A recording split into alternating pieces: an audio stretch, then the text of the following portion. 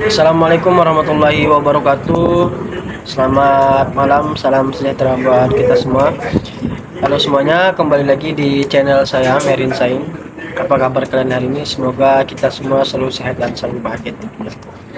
Nah, di kesempatan video kali ini saya akan membahas terkait tentang formulasi pakan buatan. Jadi sebelum masuk ke videonya, terlebih dahulu saya jelaskan bahwa video ini saya buat untuk memenuhi penilaian dari mata kuliah aquaculture. So, bagaimana penjelasannya, langsung kita ke videonya. Nah, di covernya di sini formulasi pakan buatan. Lanjut ke slide yang pertama, yakni latar belakang. Nah, latar belakang di sini, pakan itu merupakan salah satu faktor produksi paling krusial dalam kegiatan budidaya ikan dan ternak.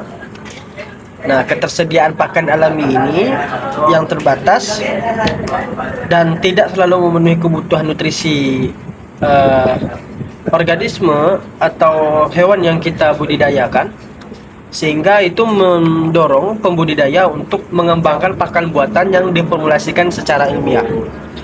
Nah, jika kita lihat nilai persentasenya di sini 60 sampai 70% itu untuk proporsi biaya produksi budidaya berasal dari pakan. Nah, jadi nilainya itu 60 sampai 70%. Nah, kemudian kandungan protein rata-rata pakan ikan komersial itu lebih kurangnya hanya 30% saja. Nah, sedangkan yang 100%-nya itu adalah kontrol penuh nutrisi yang tercapai lewat formulasi pakan yang tepat. Jadi, mengapa pakan buatan itu penting? Yang pertama yaitu menjamin kontinuitas pasokan pakan sepanjang siklus produksi. Dan yang kedua itu nutrisi terukur dan konsisten sesuai fase pertumbuhan ikan atau hewan yang kita ternak atau budidayakan. Dan yang ketiga itu dapat diformulasi sesuai spesies dan tujuan budidaya yang kita inginkan. Dan yang keempat itu mendukung efisiensi biaya dan pertumbuhan yang optimal. Nah, lanjut kita ke slide berikutnya. Apa itu pakan buatan dan formulasi pakan? Nah, jadi teman-teman semuanya, pakan buatan dan formulasi pakan itu adalah satu hal yang berbeda.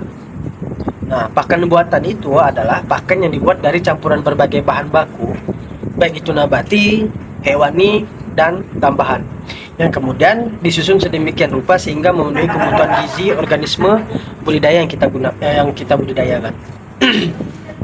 Nah, sedangkan formulasi pakan di sini, formulasi pakan itu proses perhitungan dan penyusunan komposisi bahan baku pakan atau pakan yang ingin kita buat agar menghasilkan pakan dengan kandungan nutrisi seperti protein, lemak, energi, dan lain-lainnya sesuai kebutuhan target yang kita inginkan.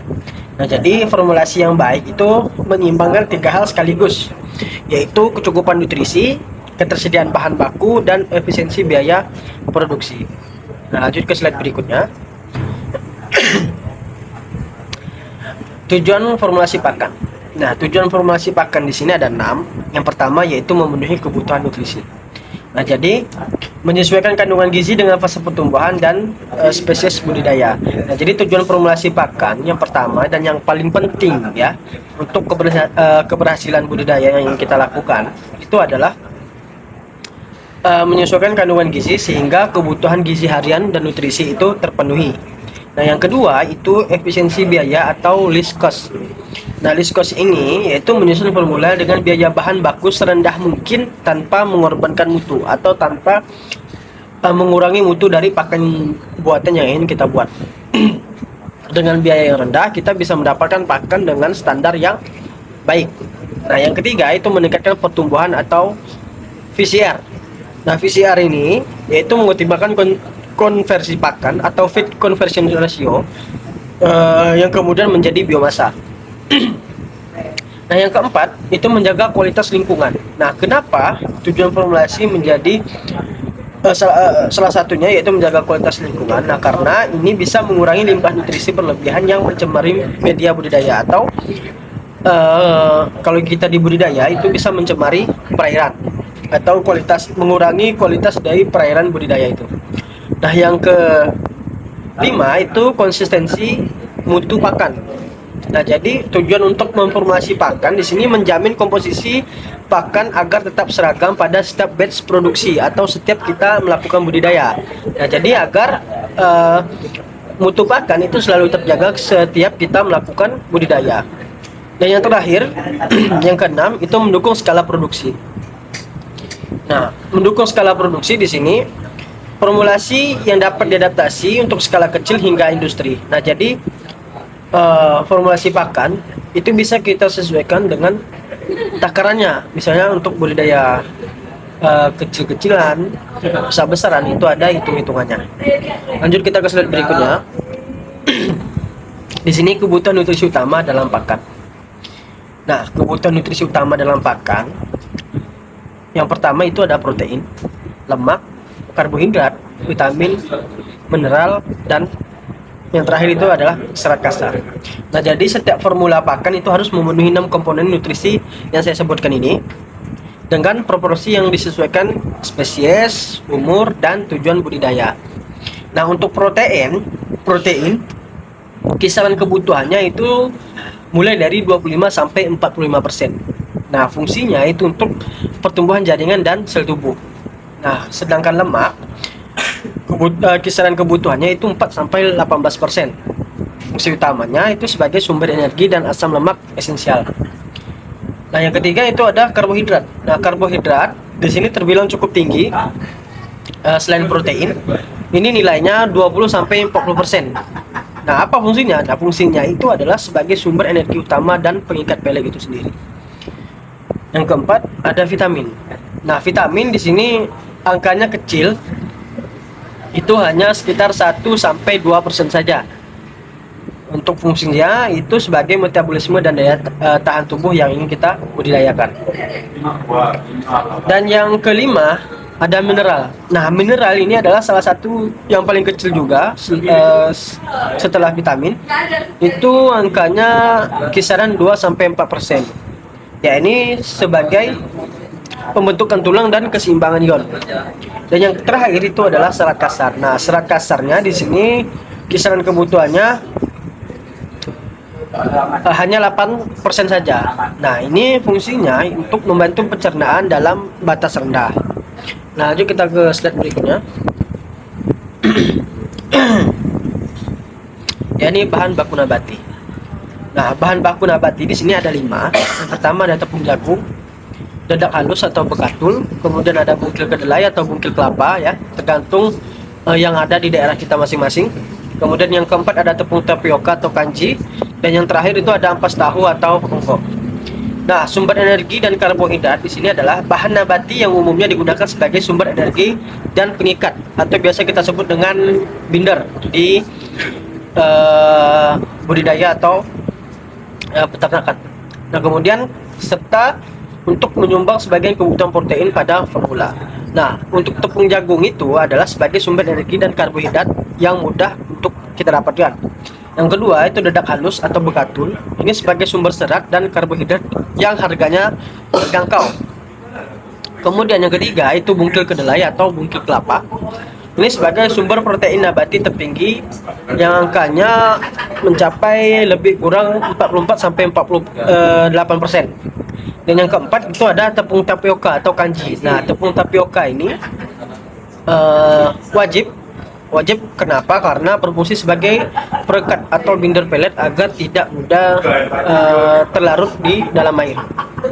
Kemudian yang terakhir atau kelima itu ada ampas tahu. Nah, ampas tahu atau onggo ini adalah bahan alternatif lokal yang bisa menekan biaya produksi. Nah, untuk ampas tahu atau onggo ini sebenarnya opsional, bisa kita pakai ataupun tidak. Kita lanjut ke slide berikutnya. Bahan baku hewani dan bahan tambahan. Nah, sumber hewani itu ada tepung ikan. Nah, tepung ikan ini sebagai protein dan asam amino esensial tinggi yang angkanya itu lebih kurang dari 55 sampai 65%. Nah, sedangkan tepung udang atau kepala udang itu sebagai sumber protein dan pigmen alami atau sebagai kebutuhan dari yang disebut di sini adalah astaksantin. Dan yang ketiga itu ada tepung darah. Nah, tepung darah ini ada beberapa pembudidaya yang menggunakan atau peternak yang menggunakan. Namun untuk di daerah saya sendiri itu sangat susah didapatkan. Nah, jadi tepung darah ini adalah alternatif protein hewani dengan harga yang lebih rendah. Dan yang keempat itu ada minyak ikan. Nah, minyak ikan di sini sebagai sumber energi dan juga sebagai asam lemak omega 3. Nah, untuk bahan tambahan atau feed aditifnya, yang pertama ada premix vitamin. Nah, premix vitamin ini sebagai pelengkap kebutuhan vitamin yang mudah rusak saat proses. Nah, jadi jika ada vitamin yang rusak, nah pengganti dari vitamin yang rusak ini adalah premix vitamin itu. Nah, kemudian ada mineral mix. Nah, mineral mix ini sebagai penjaga keseimbangan mineral makro dan mikro. Kemudian yang ketiga ada bahan perekat atau binder. Nah, bahan perekat atau binder ini yang kita gunakan tadi adalah tepung kanji. Ya, ini untuk menjaga kestabilan bentuk pelet terutama jika di dalam air. Dan yang keempat, yang terakhir itu adalah antioksidan dan anti jamur. Nah, apa gunanya? Jadi gunanya dari antioksidan dan anti jamur ini adalah untuk memperpanjang masa simpan pakan. Nah, jadi dengan ditambahkannya antioksidan dan anti jamur ini supaya pakan yang kita simpan itu bisa lebih lama. Nah, lanjut ke slide berikutnya. Ada prinsip-prinsip formulasi pakan. Nah, prinsip utama dalam formulasi pakan itu ada 6. Yang pertama ada ketersediaan bahan baku. Nah, ketersediaan bahan baku di sini dipilih bahan yang tersedia secara lokal dan berkelanjutan sepanjang tahun. Nah, kenapa? Karena budidaya yang kita lakukan seandainya sustainable atau berkelanjutan, nah maka yang harus kita perhatikan adalah ketersediaan bahan baku tersebut. Nah, yang kedua itu ada harga terjangkau atau list cost-nya. Di sini sebagai formula yang disusun agar biaya produksi tetap efisien tanpa mengorbankan mutu. Nah, sedangkan yang ketiga itu kandungan nutrisi yang sesuai. Nah, kandungan nutrisi yang sesuai di sini ada komposisi protein, kemudian lemak dan energi yang disesuaikan dengan kebutuhan spesies target kita.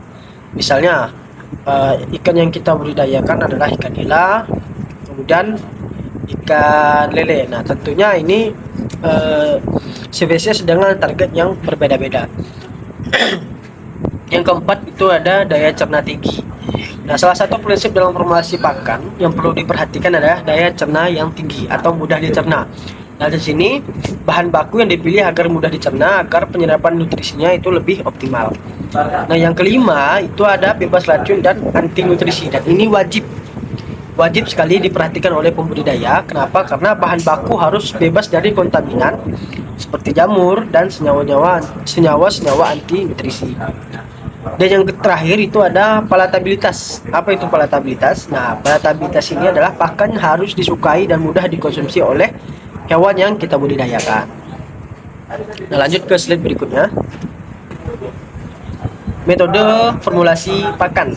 Nah, ini metode-metode yang umum biasa digunakan oleh pembudidaya atau peternak.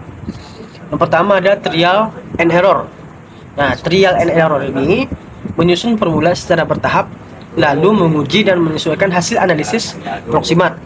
Nah, yang kedua ada linear programming. Ya, ini menggunakan model matematika untuk mencari kombinasi biaya terendah atau least cost-nya dari banyak bahan yang kita gunakan. Yang ketiga itu metode bujur sangkar atau umumnya biasa dikenal dengan Pearson Square. Ya, ini menghitung proporsi dua bahan baku secara sederhana untuk mencapai target nutrisi tertentu. Dan yang keempat itu software formulasi. Nah, apa itu software formulasi? Ya, ini dengan menggunakan aplikasi seperti spreadsheet, misalnya Excel Solver dan WinFit. Jadi kegunaannya untuk formulasi cepat dan akurat dengan skala yang jauh lebih besar. Nah, lanjut kita ke slide berikutnya.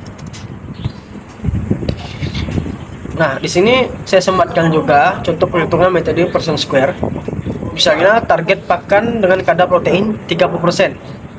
Dengan komposisi atau dua bahan utama yang kita gunakan adalah tepung ikan itu dengan nilai proteinnya 45% dan dedak halus itu 12% protein. Nah, bagaimana cara menghitungnya? Nah, jadi di sini perhitungannya nanti saya tampilkan di slide. Tepung ikan 45%, kemudian dedak halus 12% dengan target 30%.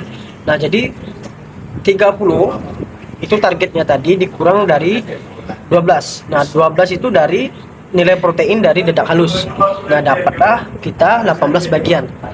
Nah, kemudian 45 dikurang 30. Nah, 45-nya itu dari tepung ikan.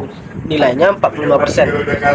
Dengan target itu 30%. Nah, dapatlah kita 15 bagian. Jadi total bagian itu 18 tambah 5 sama dengan 33. Nah, jadi hasil perhitungannya untuk tepung ikan itu 18 dibagi 33 dikali 100%. Nah, dapatlah nilainya itu 54,5%. Nah, sedangkan untuk dedak halus itu 55 dibagi 3 dikali 100%. Nah, nilainya dapatlah kita 45,5%. Nah, jadi 54,5% tepung ikan dan 45,5% dedak halus bisa menghasilkan pakan dengan kadar protein lebih kurang dari 30% sesuai target formulasi yang kita tentukan sebelumnya. Nah, lanjut kita ke slide berikutnya.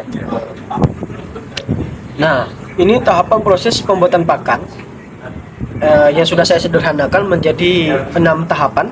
Yang pertama ada persiapan bahan baku. Nah, persiapan bahan baku di sini penimbangan sesuai formula hasil dari perhitungan kita tadi. Dan yang kedua itu penggilingan. Nah, jadi bahan-bahan yang kasar misalnya seperti bungkil kedelai atau bungkil kelapa bisa kita haluskan terlebih dahulu agar partikelnya seragam atau sama-sama halus semua bahannya. Nah, kemudian pencampuran atau mixing. Nah, pencampuran mixing ini mencampur semua bahan hingga homogen. Nah, terutama bahan-bahan yang lebih kering terlebih dahulu seperti dedak, bungkil kedelai, dan tepung ikan.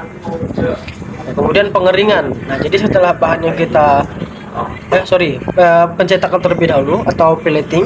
Nah, di sini mencetak adonan yang sudah kita adon tadi dari pencampuran atau mixing menjadi bentuk pellet atau biasa kita kenal dengan crumble. Nah, kemudian setelah pencetakan atau pelleting itu masuk kita ke tahap berikutnya yaitu pengeringan. Nah, untuk menurunkan kadar air di sini dengan target 10-20% boleh kita gunakan oven atau dijemur langsung di bawah sinar matahari. Nah, yang keenam itu pengemasan dan penyimpanan. Nah, ini penting untuk kita perhatikan. Kenapa? Karena ini sangat krusial bagi ketahanan ketahanan pakan yang akan kita simpan. Jadi dikemas kedap udara dan disimpan di tempat yang kering. Lanjut ke slide berikutnya. Di sini faktor yang mempengaruhi kualitas pakan. Nah, ada 4 faktor yang saya masukkan di sini. Yang pertama ada kualitas bahan baku. Nah, kualitas bahan baku ini yang tentunya harus diperhatikan adalah bahan yang segar, kemudian bebas jamur atau mikotoksin, dan kandungan nutrisi yang stabil. Nah, itu harus kita perhatikan. Nah, yang kedua itu ada kondisi penyimpanan. Nah, kondisi penyimpanan ini adalah kelembaban dan suhu ruang disimpan bisa menentukan masa simpan pakan yang kita buat tadi. Dan yang ketiga itu proses pengolahan. Nah, proses pengolahan ini juga penting untuk kita perhatikan. Kenapa? Karena suhu dan waktu pemanasan itu mempengaruhi daya cerna dan kestabilan nutrisi yang sudah kita campur tadi. Nah, bisa saja kalau terlalu kering atau over kering itu bisa merusak nutrisi yang ada pada pakan. Nah, sedangkan basah itu bisa bisa mengurangi daya simpan menjadi lebih singkat. Nah, yang keempat ada stabilitas di air. Nah, stabilitas di air ini maksudnya adalah khusus pakan ikan. Jadi pellet itu harus tahan lama di air sebelum hancur. Nah, makanya perlu kita tambahkan tadi di awal pentingnya penambahan tepung tapioka sebagai binder dari bahan untuk pengikat pellet ikan atau pellet untuk budidaya yang kita butuhkan. Nah, lanjut ke slide berikutnya. Nah, di sini ada standar mutu dan parameter uji pakan. Ada 3, yakni parameter terbagi menjadi 3, parameter, standar umum, dan metode uji. Nah, untuk kadar air standar umumnya itu maksimal hanya di angka 10-20%, 12% saja. Nah, untuk metode ujinya itu ada dua, bisa oven dan gravimetri. Nah, kemudian yang kedua ada kadar protein kasar. Nah, untuk kadar protein kasar standar umumnya itu 25-45%, atau bisa kita sesuaikan dengan target mau berapa persen. Nah, untuk metode ujinya di sini metode uji yang saya masukkan adalah metode Kijerdal. Nah, kemudian yang ketiga ada kadar lemak kasar. Nah, standar umum untuk kadar lemak kasar di sini hanya 4-18%. Nah, untuk metode ujinya bisa kita gunakan metode dengan ekstraksi coklat. Nah, yang keempat itu ada kadar abu. Nah, kadar abu ini maksimalnya 12-13%. Untuk metode ujinya bisa kita gunakan pembakaran tanur atau furnace. Dan kemudian yang kelima itu kadar serat kasar. Nah, kadar serat kasar di sini standar umumnya maksimalnya itu 6-8% saja. Untuk metode ujinya bisa hidrolisis asam atau basa. Dan yang terakhir itu ada stabilitas di air. Nah, stabilitas di air standar umumnya itu bertahan kurang lebih hanya 2 jam. Lebih kurangnya 2 jam untuk pakan ikan. Nah, untuk metode ujinya cukup sederhana. Terbilang sederhana ya, karena hanya butuh direndam peletnya. Nah, lanjut kita ke slide berikutnya. Nah, slide yang terakhir, kesimpulan. Yang pertama, formulasi pakan buatan adalah proses ilmiah dalam menyusun bahan baku agar memenuhi kebutuhan nutrisi organisme budidaya secara tepat dan efisien.